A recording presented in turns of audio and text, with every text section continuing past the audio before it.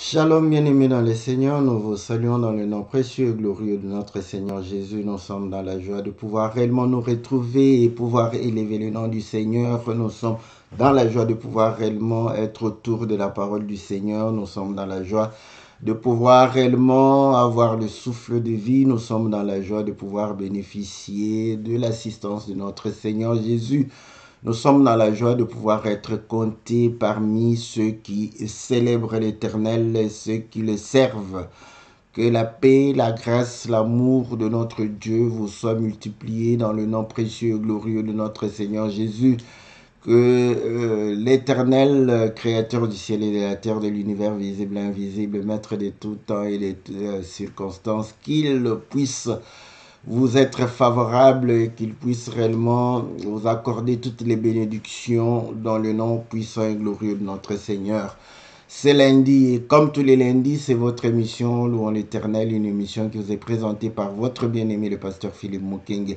Une émission qui traite des cantiques, une émission qui nous permet de pouvoir réellement aller dans les profondeurs de la parole, aller réellement puiser les bonnes choses, la richesse que le Seigneur a mise à notre disponibilité pour pouvoir réellement nous édifier, pour nous encourager, nous réconforter, pour pouvoir réellement nous permettre de pouvoir le servir.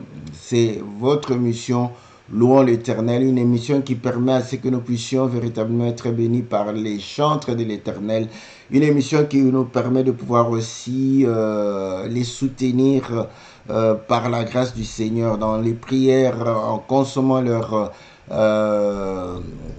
produits, en leur donnant aussi des moyens de pouvoir réellement nous offrir des cantiques, des vidéos, des clips pour pouvoir réellement nous permettre de continuer notre mission Louons l'Éternel et de nous édifier en tout temps et en tout lieu où nous pourrons réellement écouter ces cantiques, les visionner. Voilà le but de votre émission Louons l'Éternel. Que l'Éternel, notre Dieu, vous soit très favorable. Nous saluons tous les bien-aimés qui sont éparpillés dans le monde entier, tous les bien-aimés qui aiment réellement la parole du Seigneur, tous les bien-aimés qui aiment réellement servir le Seigneur notre Dieu. Soyez bénis dans le nom précieux et glorieux de notre Seigneur Jésus. Soyez bénis et soyez réellement comblés de tout ce que le Seigneur a prévu pour vous, les bonnes choses qu'il a destinées pour vous. Et que le Seigneur puisse vous soutenir dans tout ce que vous faites. Et ceux qui sont réellement en difficulté, que la main de l'Éternel puisse s'élever comme une bannière de victoire et apporter réellement la victoire, apporter le succès, apporter la prospérité, la guérison dans le nom puissant et glorieux de notre Seigneur Jésus. Voilà, bien-aimés, comme vous le savez, pour l'émission Louons l'Éternel, c'est nous suivons d'abord le cantique. Après avoir suivi le cantique, nous allons revenir dans notre studio virtuel. Et aujourd'hui, nous allons suivre le cantique de notre sœur Narita Malala qui va nous chanter le créateur de toutes choses. Voilà, c'est en lingala. Nous allons résumer le cantique après avoir visionné et après cela, nous allons partager la parole du Seigneur selon la grâce qui nous a été accordée. Et nous avons intitulé « Souviens-toi de ton Créateur », donc pour pouvoir le célébrer, le louer, pour pouvoir réellement l'exalter, parce qu'il mérite la louange, l'honneur, la puissance au siècle des siècles. C'est ce que le bien-aimé est en train de pouvoir chanter et nous croyons que le Seigneur nous sera très très favorable. Que le Seigneur vous bénisse, que le Seigneur vous soit très favorable. Sans plus tarder, nous allons pouvoir réellement suivre le cantique de notre sœur Narita et après quoi nous allons revenir dans notre studio virtuel. Que le Seigneur puisse véritablement vous être favorable dans le nom précieux et glorieux de notre Seigneur Jésus.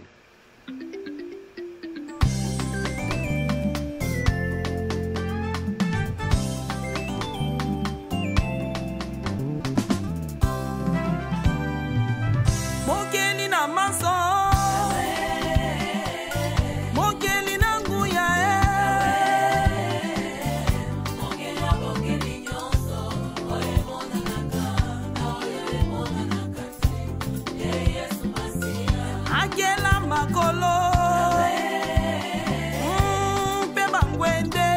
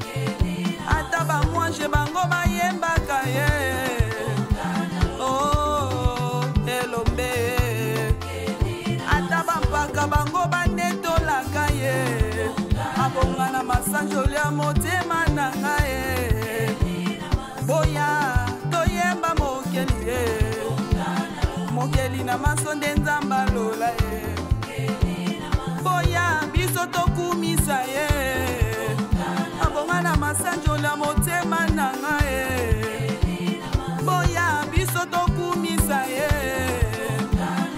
Nzambe na lola ndelonga nanga Nzambe na lola yake la maso milimo nyonso na se na moye boya biso toyemba mokeli boya biso tokumisa Nzamba lola mojalisi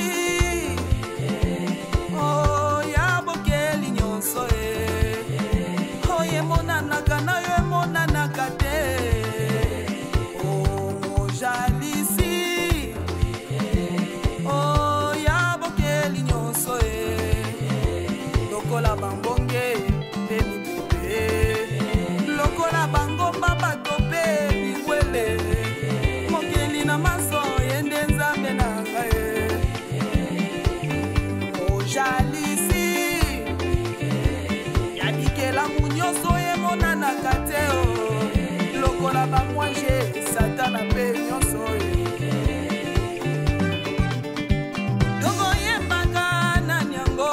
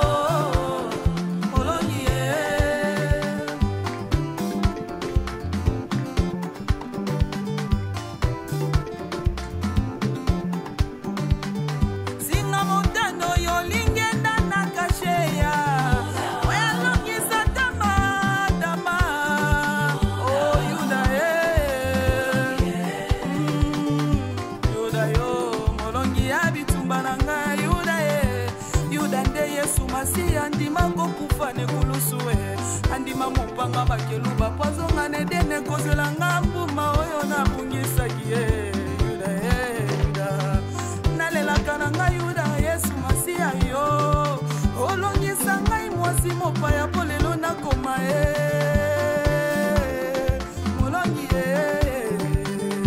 molongi ya bitumba na nga nani yango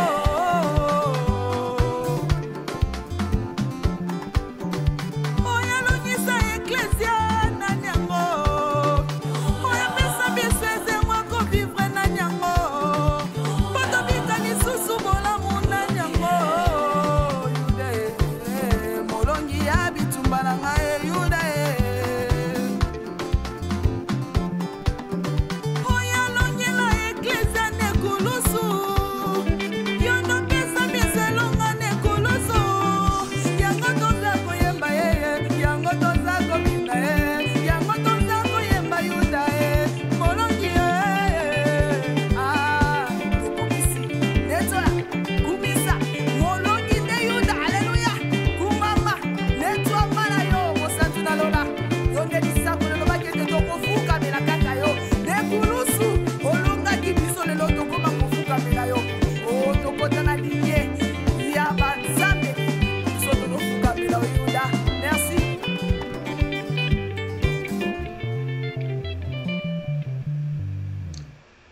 Voilà, bien-aimés dans le Seigneur, nous revenons dans notre studio virtuel pour pouvoir réellement partager la parole du Seigneur, et le cantique est en train de pouvoir chanter que le Seigneur, notre Dieu, est créateur de toutes choses, de tout esprit et de toute chair, des choses visibles et invisibles, des trônes, des dignités. Le Seigneur a créé toutes choses. Voilà pourquoi il dit « Ainsi l'Éternel mérite la louange, l'honneur, la puissance au siècle du siècle. » Parce que tout cela lui appartient et tout cela est digne de lui. Voilà pourquoi nous devons venir louer ce Dieu qui est créateur de toutes choses. Et c'est lui qui a vaincu pour nous, qui nous a accordé la victoire au travers réellement l'œuvre de la croix. Et elle va pouvoir faire allusion à Judas qui a reçu les hommages de ses frères, parce que Judas a dû réellement terrasser les ennemis, a dû délivrer le peuple, n'est-ce pas, et racheter, n'est-ce pas, ce peuple. Et il va pouvoir réellement parler de Judas qui a pu permettre à la femme étrangère de pouvoir réellement bénéficier des promesses d'Abraham. Donc, elle va pouvoir faire référence à Judas et à Tamar pour montrer comment est-ce que le cachet, le cordon et le bâton ont pu sauver Tamar. Voilà le résumé du cantique. Nous saluons une fois encore notre sœur Narita qui nous a permis de pouvoir réellement partager ce cantique et écouter ce cantique et être édifié au travers le cantique. Et nous, voilà, comme le cantique nous recommande de pouvoir réellement célébrer Dieu, le louer. Et là, nous disons, souvenons-nous de notre Créateur, souvenons-nous de lui pour pouvoir réellement le louer, le célébrer, le servir. Et nous allons nous appuyer sur l'Écriture, n'est-ce pas, qui nous recommande de pouvoir réellement nous souvenir de notre Seigneur. Et nous sommes dans le livre d'Ecclésiaste au chapitre 12. Ecclésiaste chapitre 12. Écoutez ce que l'Ecclésiaste dit. Voilà. Donc, au verset 1.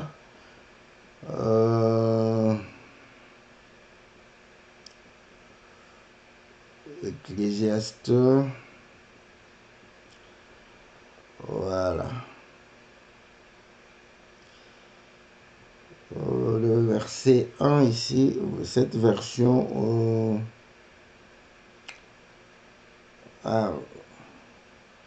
bon, je vais lire ici, mais je vais relire dans la version que j'ai pu lire, voilà. Ah non, ici c'est le verset 3, voilà pourquoi, voilà. Donc, le verset 3, il est dit, Mais souviens-toi de ton Créateur pendant les jours de ta jeunesse, avant que les jours mauvais arrivent et que les années s'approchent où tu diras, je n'y prends point de plaisir. Voilà. Donc, on est en train de pouvoir réellement nous recommander de pouvoir nous souvenir de notre Créateur pendant que nous sommes dans notre jeunesse. Pourquoi? Parce que il y aura des mauvais jours qui vont arriver et que nous allons pouvoir réellement dire que nous ne prenons pas plaisir à ces mauvais jours. Voilà, bien-aimés dans le Seigneur, vous allez comprendre que il nous est recommandé de pouvoir célébrer le Créateur, de le louer et de pouvoir réellement l'exalter. Et cela devrait être tout à fait naturel, ça devrait être même un réflexe pour nous de pouvoir le faire. Et vous allez comprendre que lorsque nous bénéficions de faveurs, de privilèges, et lorsque nous bénéficions de soutien, d'assistance auprès de personnes, de tierces personnes, nous sommes de manière naturelle, de manière assez spontanée, reconnaissants. Et lorsque vous manifestez l'ingratitude envers ceux qui vous ont aidé, ceux qui vous ont fait des faveurs, des privilèges, vous êtes condamné par pratiquement tout le monde. Donc, vous êtes traité d'ingrat, de quelqu'un qui n'a pas la reconnaissance. Donc, on devrait naturellement reconnaître ceux qui nous font du bien. On devrait naturellement reconnaître ceux qui nous ont permis d'être ce que nous sommes, ceux qui nous ont permis de pouvoir réellement obtenir ce que nous possédons. Nous allons pouvoir réellement les reconnaître assez facilement. Nous allons nous sentir redevables à tout ce genre. Donc, le fait qu'il est créateur, notre créateur, donc cela c'est véritablement une raison importante pour nous, capitale pour nous, de pouvoir réellement le célébrer, de pouvoir réellement nous souvenir de lui, de pouvoir le servir.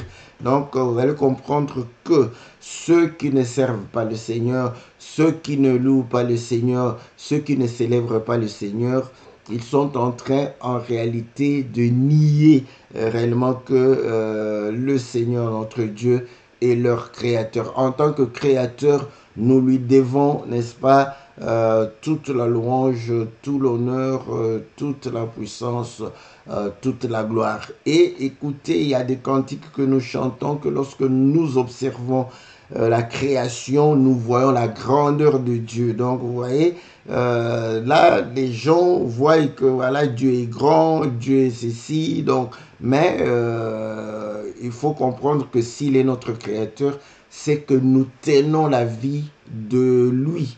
Si nous tenons notre existence de notre créateur, donc c'est le créateur qui a fait que nous puissions exister, c'est le créateur qui a fait que nous puissions véritablement être, voilà, je crois que dans le livre de Actes, il y a cette écriture-là qui démontre assez facilement cette pensée que nous sommes en train de pouvoir communiquer. Nous sommes dans le livre de Actes chapitre 17, si je ne me trompe pas. Voilà, il est dit ceci, n'est-ce pas? Voilà, au verset 27. Il a voulu qu'ils cherchassent le Seigneur et qu'ils s'efforçassent de le trouver en tâtonnant, bien qu'il ne soit pas loin de chacun de nous. Le verset 28 qui m'intéresse, car en lui nous avons la vie, le mouvement et l'être. Voilà. C'est ce qu'ont dit aussi quelques-uns de vos poètes. De lui, nous sommes la race. Donc nous voyons que le Seigneur, n'est-ce pas, nous donne le mouvement, la vie, il nous donne l'être. Ce que nous sommes, nous le sommes par le Seigneur. Ce que nous avons, ce que nous possédons, nous l'avons reçu du Seigneur.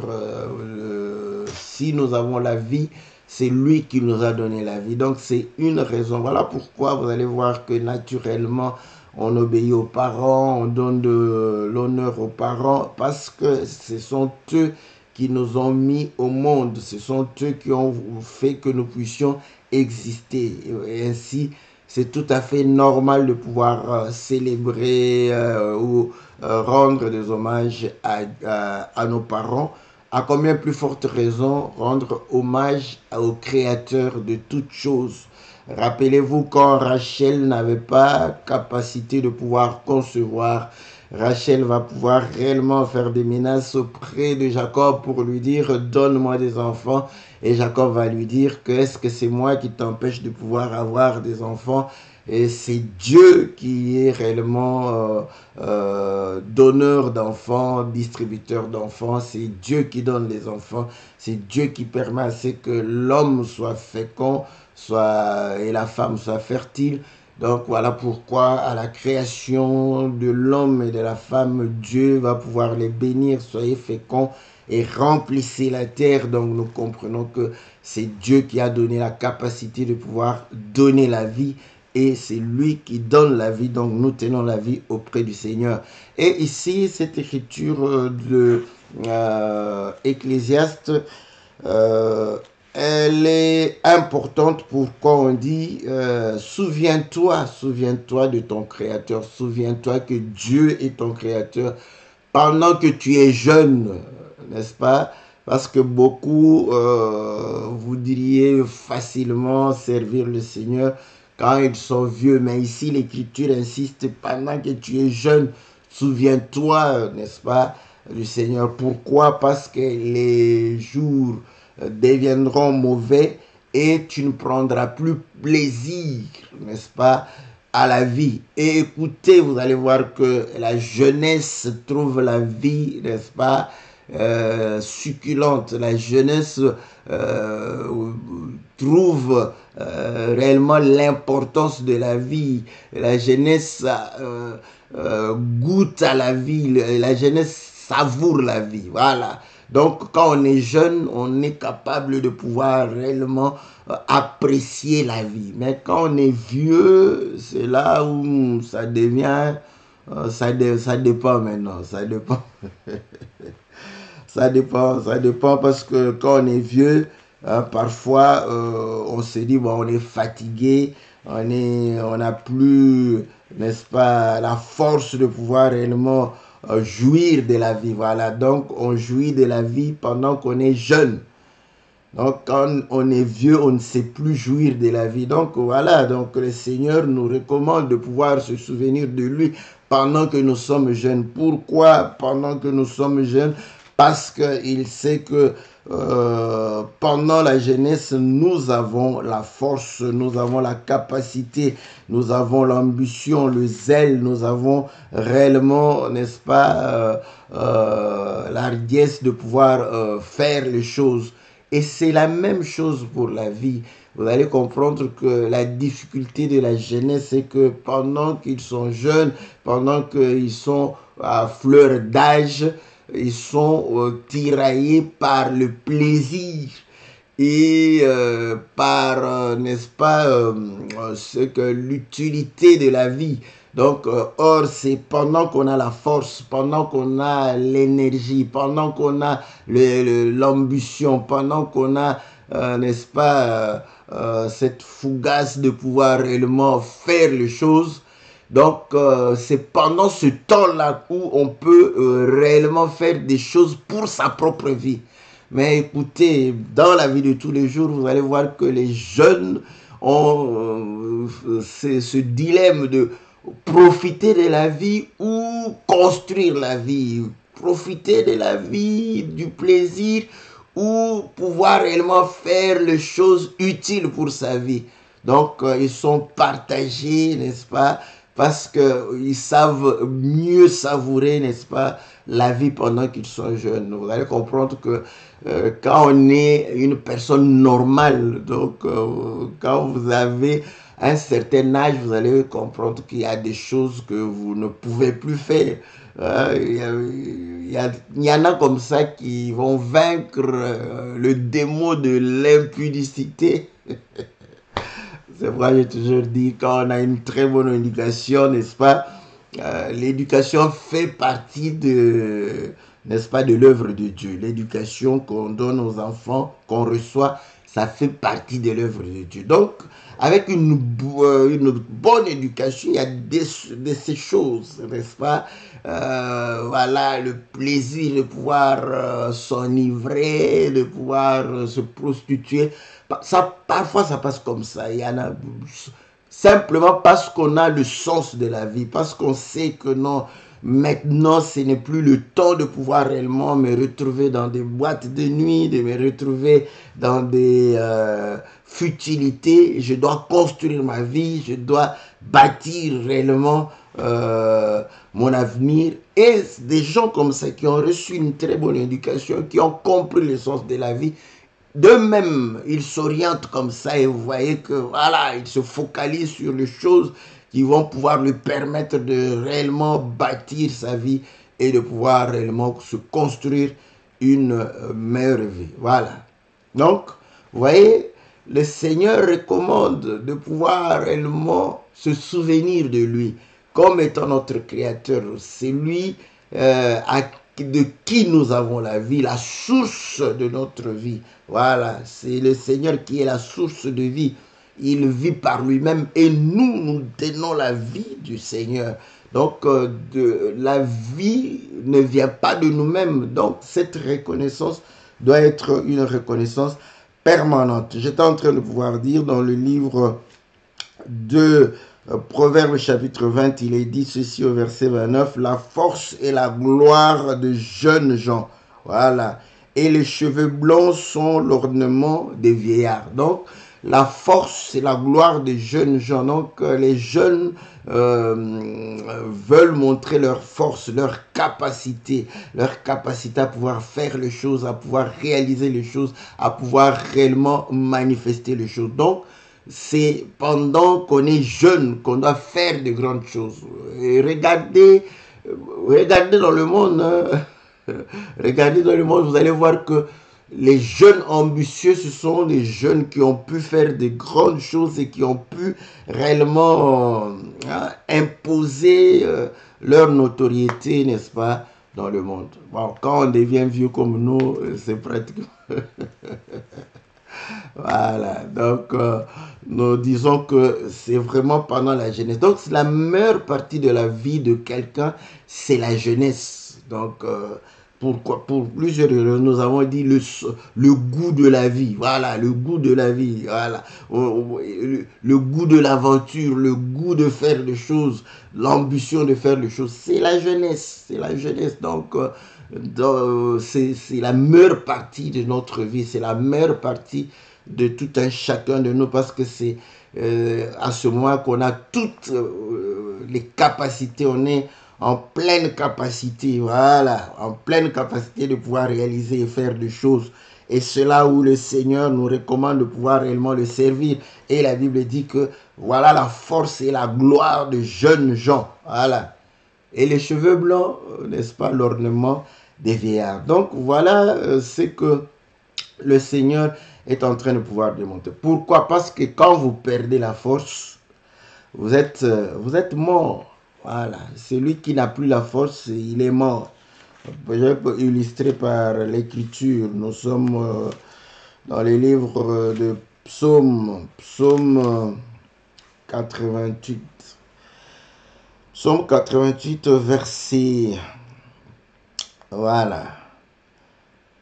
Au verset 5, il est ici, je suis mis au rang de ceux qui descendent dans la fosse. Je suis comme un homme qui n'a plus de force, vous voyez. Donc, celui qui n'a plus de force, il est comme celui qui est en train de pouvoir descendre dans la fosse, dans le tombeau, qui est en train de pouvoir mourir. Voilà. Donc, quand tu perds la force, en fait, c'est la mort. C'est la mort, c'est...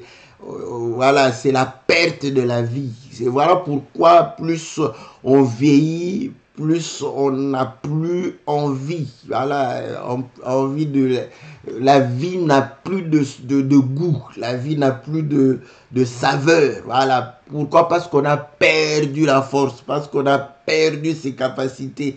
Parce qu'on a perdu, n'est-ce pas? Même par rapport à l'impudicité, l'homme qui vieillit, il a perdu son libido. Donc, vous voyez, ça n'a plus de sens. Je sens, sans le nom de Jésus, il est fatigué. Donc, il est fatigué même de se prostituer. Voyez? Donc, pourquoi? Parce que quand il est jeune, il a toute sa force, il a toutes ses envies, il a tous ses nerfs qui sont actif, voilà, donc le goût du risque, le goût de l'aventure, le goût de se prostituer, donc tout ça, de l'impudicité, donc voilà, tout ça, mais plus il perd la force, il perd le goût. Donc la vieillesse, n'est-ce pas, quand on perd la force, d'une manière ou d'une autre, voilà, vous pouvez être jeune, vous connaissez un accident, tétraplégique, donc vous allez voir que la vie n'a plus de sens parce que vous avez perdu vos capacités, vous avez perdu votre force, vous avez perdu, donc là, voilà, ce sont des jours mauvais, voilà, ça, la vie n'a plus de... Voilà pourquoi les gens qui ont connu des accidents comme ça, qui étaient bien aux fleurs d'âge, vous allez voir qu'il y a l'amertume dans leur âme, l'amertume dans leur cœur. Ils regrettent parce qu'ils se disent que voilà, donc la vie, n'est-ce pas, est gaspillée. Pourquoi? Parce que pas de force, pas de capacité, rien du tout. Et c'est là où vous allez comprendre, voilà pourquoi nous nous disons, mais comment vous allez vouloir réellement profiter de la vie pendant que vous êtes jeune, pendant que vous avez la force, pendant que vous avez le goût de la vie, là vous vivez pour vous-même. Et lorsque vous êtes fatigué, lorsque vous n'avez plus la capacité, lorsque vous n'avez plus la force, c'est là que vous allez donner votre vie au Seigneur. Mais non, mais non. Le Seigneur va refuser, le Seigneur va refuser. Écoutez, aujourd'hui, je vais vous scandaliser pour vous dire que non, tous les vieux qui se donnent au Seigneur, le Seigneur ne les agrée pas. Vous voyez? Parce qu'ils sont fatigués, ils n'ont plus le goût de... Donc c'est la mauvaise partie de leur vie qu'ils offrent au Seigneur. Oh non, non, non, ça ne va pas. Ça ne va pas. Écoutez ce que le Seigneur dit. Écoutez ce que le Seigneur dit. Vous allez comprendre que dans le livre de Nombre, chapitre 18, lorsque le Seigneur est en train de parler sur la dîme qui est sa part, écoutez ce que le Seigneur va pouvoir dire. Vous allez voir que le Seigneur dit ceci. Nombre, chapitre 18, n'est-ce pas? Nombre, chapitre 18. Nous lisons à partir du verset... Voilà. Je lis le verset 12. Je te donne les prémices qu'ils offriront à l'Éternel. Bon, ici, ça c'est une écriture, le chapitre connu par tous, hein, le chapitre de la dîme. Donc voilà. Il dit ceci. Je te donne les prémices qu'ils offriront à l'Éternel. Tout ce qu'il y aura de meilleur en huile, tout ce qu'il y aura de meilleur en mou et en blé. Vous voyez, le Seigneur est en train de pouvoir dire, parce que il disait aux Lévites que vous n'avez pas, n'est-ce pas, d'héritage, vous n'avez rien. Moi, je vous donne, n'est-ce pas, tout ce que Israël m'offre. Voilà, il dit que les prémices, d'abord les prémices, vous allez voir que c'est les meilleurs fruits, les meilleurs, parce que les prémices, c'est là où il y a toute la vigueur, toute la force. Rappelez-vous dans Genèse chapitre 49, lorsque Israël, Jacob va appeler ses enfants, il va dire à Ruben que tu es réellement les prémices de ma force, de ma vigueur. Donc, c'est ça, le meilleur, voilà. Et là, il démontre qu'ils vont vous offrir le meilleur de tout. Parce que les meilleures parts appartiennent à Dieu. Bon, toi, dans ta vie, maintenant, ta vie, on comprend que la meilleure partie de ta vie, c'est ta jeunesse. Tu prends ça pour toi et tu attends que quand tu vas devenir vieux, et tu donnes au Seigneur. Même les femmes prostituées, comme tu es vieux là, ils n'apprécient même plus. Mais toi, tu donnes au Seigneur la partie qui n'a pas d'intérêt de ta vie au Seigneur. Et tu veux que le Seigneur puisse t'agréer et être content de toi. Donc voilà pourquoi le Seigneur exige qu'on puisse lui donner notre jeunesse. Parce qu'il sait qu'on a la force, on a la capacité, on a l'envie, on a l'ambition, on a réellement le zèle. Vous allez voir que naturellement, lisez maintenant les choses de l'esprit, vous allez comprendre que nous ne recevons pas l'esprit de timidité, d'où c'est l'esprit de force, l'esprit qui nous donne le zèle, l'ambition, qui nous donne le courage, qui nous donne la force, qui nous donne réellement toutes les capacités. Ouais? Donc, naturellement, on est disposé à pouvoir réellement servir le Seigneur selon réellement que le Saint-Esprit nous demande de pouvoir le servir. Donc la jeunesse est réellement une partie importante de notre vie. Voilà, si tu attendais à ce que tu deviennes vieux pour pouvoir te souvenir du Créateur, n'est-ce pas? Parce que tu tends vers la mort, tu tends, c'est normal. Mais quelle est la partie que tu vas donner à Dieu, la partie de ta vie, cette partie où tu es fatigué, où tu es incapable, tu n'as plus d'ambition, tu n'as plus réellement des ailes, c'est là où tu donnes à Dieu. Mais Dieu prend le meilleur part. Voilà, les prémices. Voilà. Donc, pendant que tes premières forces, tes premières envies, tes premières capacités, c'est là où le Seigneur veut. Il prend cela. Écoutez. Nous prenons encore, je vais, voilà, sauter au verset 29, je crois. Voilà. Bon, je saute parce que c'est...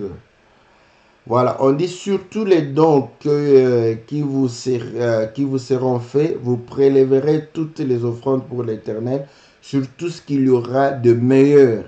Vous prélèverez la portion consacrée. Voilà. Tu diras, quand vous en aurez prélevé le meilleur, la dîme sera comptée aux Lévites comme le revenu de l'air, comme le revenu de la cuve. Vous la mangerez en un lieu quelconque, vous et votre maison, car c'est votre salaire pour le service que vous faites dans la tente d'assignation. Vous ne chargerez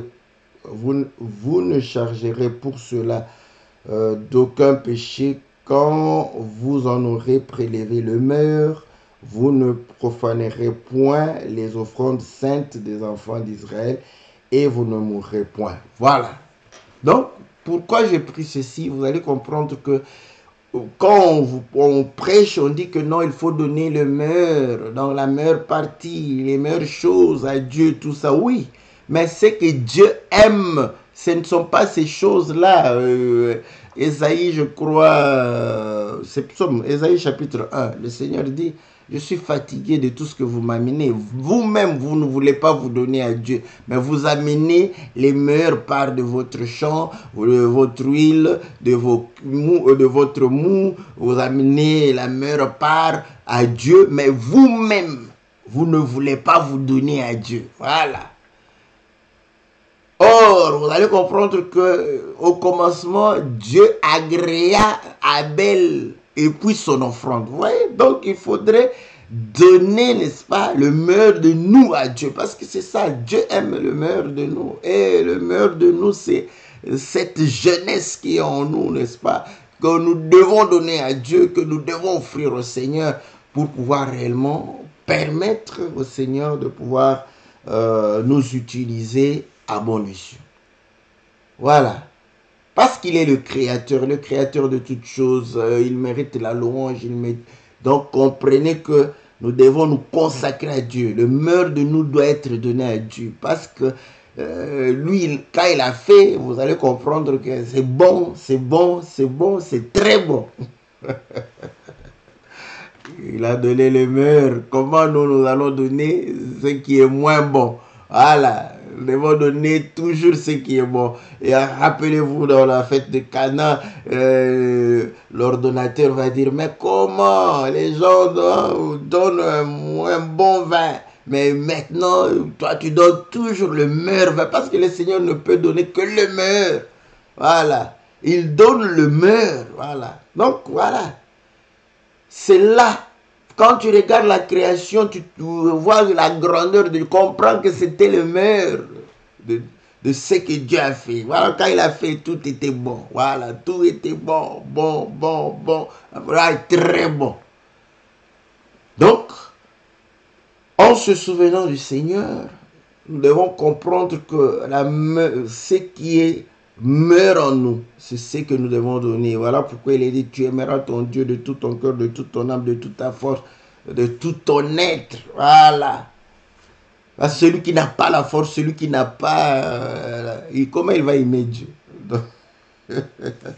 Donc on prend... c'est quelqu'un qui est fatigué, sans force, il ne pourra pas aimer Dieu. Donc...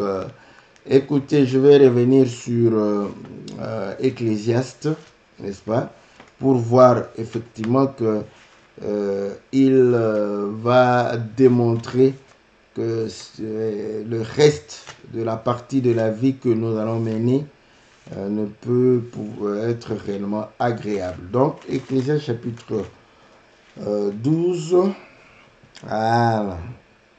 Je reprends le verset 3. Mais souviens-toi de ton Créateur pendant les jours de ta jeunesse, avant que le jour mauvais arrive et que les années s'approchent où tu diras, je n'y prends point de plaisir, avant que s'obscurcisse le soleil et la lumière, la lune et les étoiles, et que le nuage revienne après la pluie.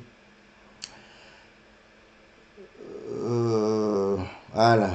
Temps où les gardiens de la maison tremblent, où les hommes forts se courbent. Voilà. Donc, un homme qui était fort et commence à prendre le bâton parce que il est en train de pouvoir s'incliner. Donc, il est en train de parler que voilà, pendant la jeunesse, il faut servir parce qu'il y aura le temps où tu deviendras vieux. Quand tu deviens vieux, voilà, tout devient sombre. Donc, il n'y a plus le goût, il n'y a plus la saveur. Voilà. Et où celles qui moulent s'arrêtent parce qu'elles sont diminuées. Où ceux qui regardent par les fenêtres sont obscurcis. Où les deux battants de la porte se ferment sur la rue quand s'abaisse le bruit de la meule. Donc, vous voyez ceux qui travaillent, au moulin, donc ils n'ont plus la force. Le bruit de la meule va pouvoir cesser dans une ville où que tout le monde est vieux. Voilà pourquoi pendant la vieillesse, on ne travaille plus, on est en retraite. Parce qu'on ne sait plus travailler, on n'a plus la force de travailler, on n'a plus la capacité de pouvoir travailler. Donc, on est retraité. Bon, en d'autres termes, inutile. Voilà. Toi, tu te donnes à Dieu pendant que tu es inutile. Donc, voilà comment le Seigneur... je vous dis que beaucoup de gens vont pouvoir réellement... grincer les dents.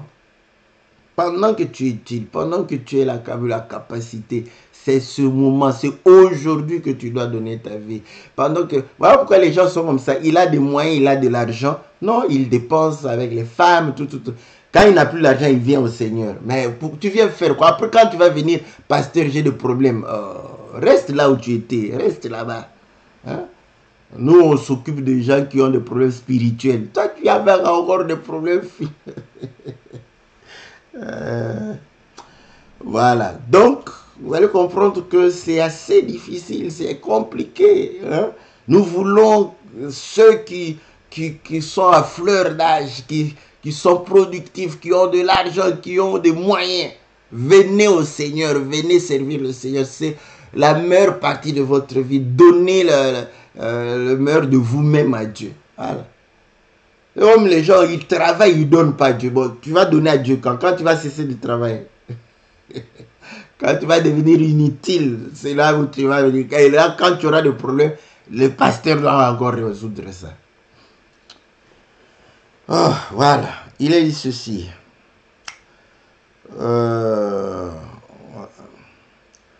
Où l'on se lève au chant de l'oiseau, où s'affaiblissent toutes les filles du champ, où l'on redoute ce qui est élevé, où l'on a des terreurs en chemin, où la mendie fleurit, et où la sauterelle devient pesante, et où la capre n'a plus d'effet. Car l'homme s'en va vers sa demeure éternelle, et le pleureur parcourt les rues. Donc, vous voyez, pendant que l'homme est fatigué, l'homme est dans sa vieillesse, il tend vers la mort. Il tend vers la mort. Ça, ce sont des jours mauvais. Vous voyez, c'est ce que l'Écriture dit. Ce sont des jours mauvais. Vous voulez donner à Dieu ce qui est mauvais. Là où quand toi-même tu es dégoûté de la vie et tu prends cette vie-là, tu donnes au Seigneur. Une vie que tu es dégoûté de cette vie, tu donnes au Seigneur. Bon, il est Dieu, hein? On ne sait jamais. Il est dit ceci, voilà. Au verset 8. Avant que le cordon d'argent se détache et que le vase d'or se brise, et que le seau se rompe sur la source, et que la roue se casse sur la citerne, avant que la poussière retourne à la terre comme elle y était, et que l'esprit retourne à Dieu qui l'a donné. Voilà. Donc vous aurez gaspillé l'esprit de Dieu. Dieu a donné l'esprit et vous l'avez gaspillé et vous venez avec un esprit fatigué, un esprit abattu, plein d'amertume, plein de problèmes et donné à Dieu. Et là tu dis, je te donne Dieu, je te donne ma vie.